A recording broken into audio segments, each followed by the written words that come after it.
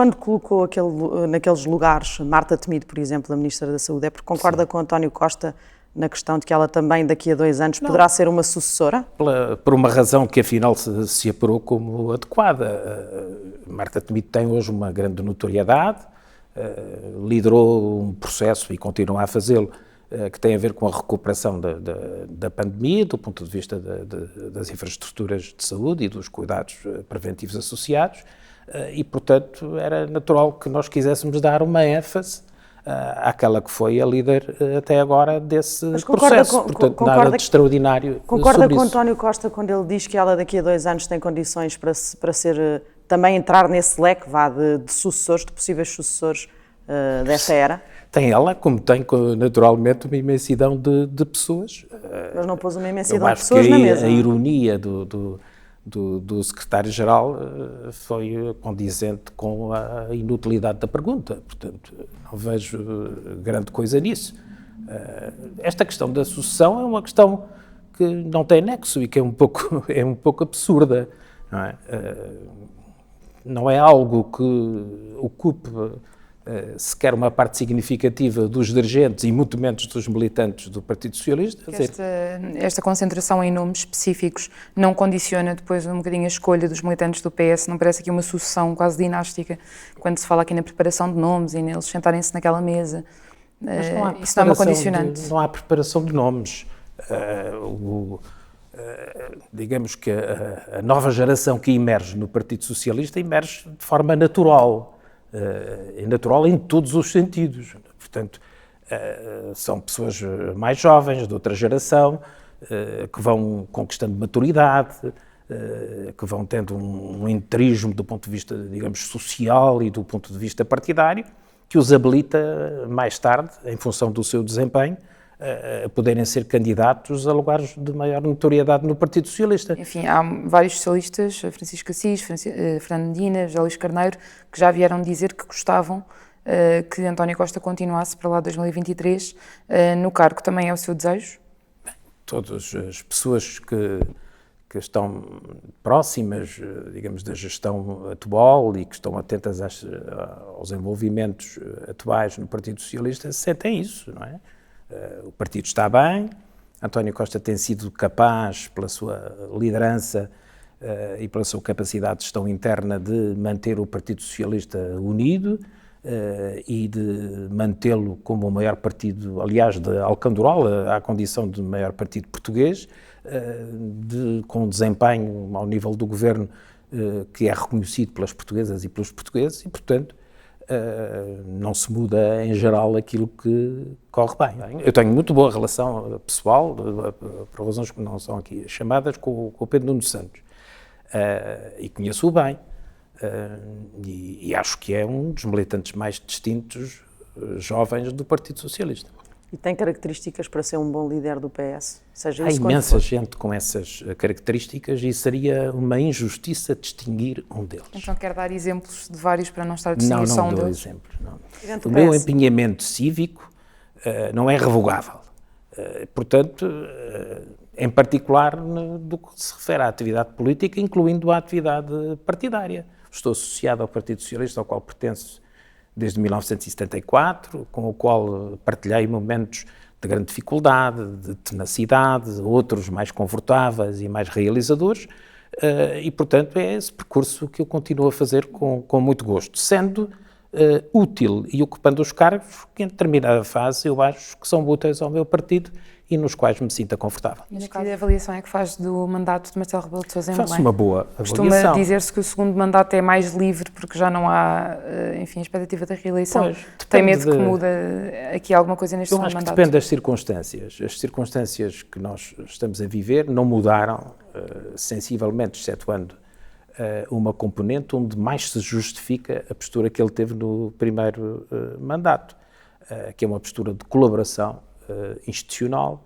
de acolhimento, é certo, do valor e da intervenção das oposições, mas de profunda colaboração com o Governo e defesa da estabilidade política.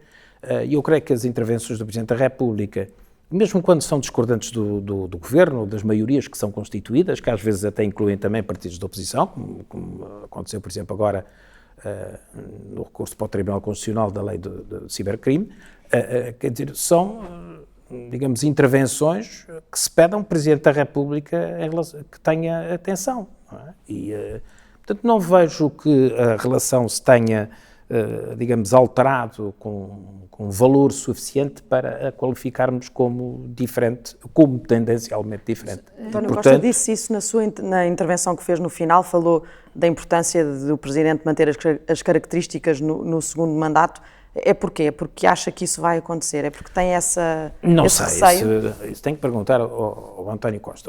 Mas há uma tentação, os Presidentes da República nos segundos mandatos têm essa tentação da intervenção maior. Não sei se até se pode dizer isso no plural, mas é certo. Podemos falar de um Presidente socialista, que é Mário um Soares, novo por exemplo. mandato e é certo que as condicionantes no exercício desse mandato são outras e que o Presidente não pode ser reeleito e, portanto, tem outra liberdade em relação às instituições que o podem ou não apoiar. Isso é verdade. Mas os valores a que o atual Presidente da República se quis associar livremente e voluntariamente foi o de manter a estabilidade política, o de considerar que isso era fundamental para o país. Ora, se isso já era fundamental antes da crise da pandemia, muito mais fundamental é depois da crise que atravessamos e face àquilo que também o Presidente da República tem vindo a chamar a atenção, que é nós vamos ter ao nosso dispor financiamentos, não só do Orçamento de Estado, como dos fundos comunitários, como do Plano de Recuperação e Resiliência, que são financiamentos elevadíssimos, que teremos que executar num espaço de tempo relativamente curto, e é natural que seja importante que não hajam interrupções institucionais que prejudiquem essa execução e, portanto, o valor da estabilidade é claramente reforçado. Há pessoas que acompanham a atividade política, que são críticos da atividade política, há pessoas que decidem em matéria judicial sobre questões que têm também grande relevância. Eu não creio que essas pessoas devam estar excluídas do conhecimento que a generalidade das pessoas devem ter sobre os seus interesses, críticos, sobre os seus interesses particulares. Quando diz que são críticos, por exemplo, está a falar de quê exatamente? De que funções? Estava-me agora a ocorrer também jornalistas, mas não estava a falar especificamente deles.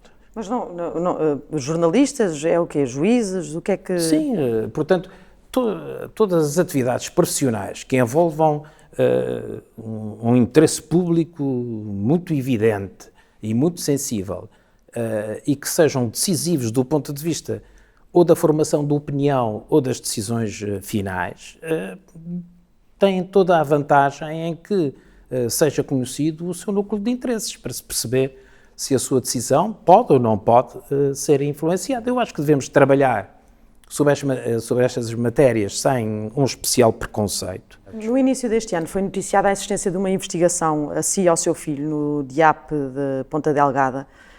Na altura disse não ter conhecimento de nada, já sabe do que é que se trata, foi interrogado já? Não, o que me disseram é que isso tinha sido uma denúncia anónima e que, portanto, mas que não tinham, digamos, especial interesse nessa investigação, portanto, não. E também, como sabe, esse é outro dos problemas, é o problema da celeridade da justiça e do sistema, não é? E por exemplo, a questão foi suscitada pela primeira vez em 2017. Apresentei uma queixa em tribunal contra uma pessoa, justamente por uma denúncia que me parece ser essa, uma pessoa, aliás, que já tinha sido condenada noutro processo idêntico em relação a outra pessoa. Já lá vão uns anos e os tribunais não se decidem. O seu antecessor no Governo Regional, Mota Amaral, diz que corre uma campanha, estou a citá-lo, de descrédito de veras repugnante. Também vê isso a acontecer nos Açores agora, nesta altura? Não, eu vejo... Mais do que noutras alturas? Vejo isso em geral por ciclos que têm a ver com o envolvimento de determinadas pessoas ou não em cargos com maior ou menor notoriedade. É verdade que isso acontece com certeza em todos os lugares, não é? Agora, o que é importante é que os organismos de investigação e decisão judicial sejam rápidos em todas as circunstâncias, porque é muito fácil difamar, fica feita, digamos, a difamação, e depois leva muito tempo a ser reposta a verdade. Vasco Cordeiro avisava agora no Congresso que o apoio do Chega ao PSD podia estar mais perto do que parece acontecer a nível nacional e não só a nível regional. Também tem essa percepção? Acha que houve ali um balão de ensaio para o que pode acontecer? Nós temos esses sinais. Ainda há pouco tempo o presidente da Associação dos Autarcas Sociais-Democratas fez uma declaração, fez declarações públicas, dando conta da intenção de, em várias câmaras no país, serem feitas coligações dessa natureza pós-eleitorais. Mas acha que o Rui Rio tem essa mesma intenção? A nível nacional, por exemplo, num possível acordo para governo ou para apoio a um governo de direita, acha que está disposto a o Dr. Rio é um pouco, digamos, um pouco instável nessa, e não é fácil detectar o que ele dirá no dia seguinte. Portanto, ele já disse uma coisa e o seu contrário. A única forma que nós temos de averiguar realmente o que acontece com o PSD não é se é respeitada a vontade do seu líder ou qual a vontade do seu líder, mas aquilo que, do ponto de vista factual, se vier a verificar. É que há dois grandes partidos referenciais na vida política portuguesa. Um deles, no caso o PSD, vive, digamos, um problema de identidade que não está a ser, pelos vistos, bem resolvido e que introduz alguma perda eleitoral e de influência e de liderança que reparte com o Chega, com o qual, pelos vistos, não rejeita um amancebamento. José Luís Carneiro dizia nas últimas jornadas do PS que o PS estava à espera de um salvador de Massamaua de Bruxelas. Não sei se também acha que vem aí É possível que alguns militantes do PSD tenham essa aspiração. É verdade que tudo isto, quer dizer, esta liderança do PSD é um pouco confusa, não é? Eu ainda estes dias, por exemplo, depois do Congresso, a crítica do líder do PSD era que o Dr. António Costa tinha usado a intervenção para anunciar medidas que tinham influência nas eleições autárquicas. Quer dizer, o que é que o Dr. António Costa faria no discurso final? Não podia anunciar medidas, mas então sobre o que é que ele falava? É algo que não tem nexo, essa observação. E depois ainda tinha passado umas horas, quando eu fui de novo na televisão ver o que é que realmente ele tinha dito nesse comentário, ele estava a dizer que estava a fazer um grande esforço nas autárquicas para ganhá-las daqui a 4 anos. Bom, quer dizer, não se compreende muito bem como é que uma liderança destas, tão errática do ponto de vista de objetivos e de argumentário, pode congregar aquele partido. Por exemplo, deixe-me pegar aqui no exemplo que é a Câmara da Almada, que o PS conquistou ao PCP nas últimas autárquicas. Se perdesse essa Câmara, até podia dar jeito para as negociações do orçamento ou não? Não pensa assim? Não, creio que não. Aliás, ainda ontem vi um comentador do PCP a responder a essa matéria e eu estou de acordo com ele.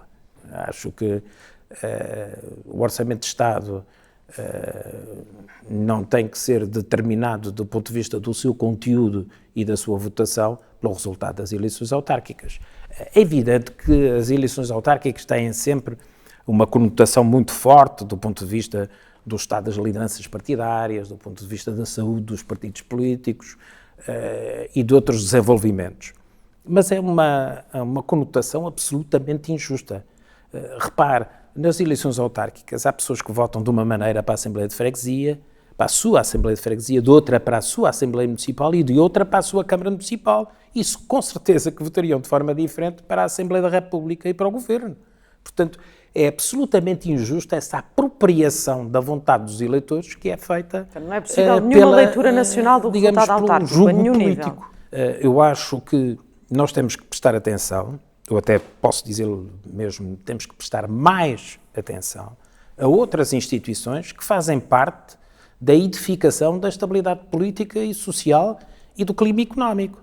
É importante que a concertação social, não sendo, digamos, um parque de estacionamento prolongado das reformas, seja um local para onde transitam as principais decisões do país e que, portanto, os parceiros sociais, sejam as associações empresariais, sejam as sindicais, sejam as instituições particulares de solidariedade social, tenham uma maior intervenção na definição política e na construção dessa estabilidade. Eu às vezes vejo legislação que é publicada pelo Governo, aprovada pela Assembleia da República, com transferências de poderes para autarquias ou para outras instituições, que descurem muito o papel, por exemplo, que as instituições de solidariedade social podem e devem ter. Mas quando nós perguntávamos pelo PCP, tem havido, aliás, várias figuras até no PS a elogiar a estabilidade que o PCP também ajudou a dar e tem ajudado a dar, até já depois da geringonça. É verdade, o PCP tem tido um comportamento... que vai ter essa responsabilidade. É verdade, o PCP tem tido um comportamento muito responsável nessa matéria,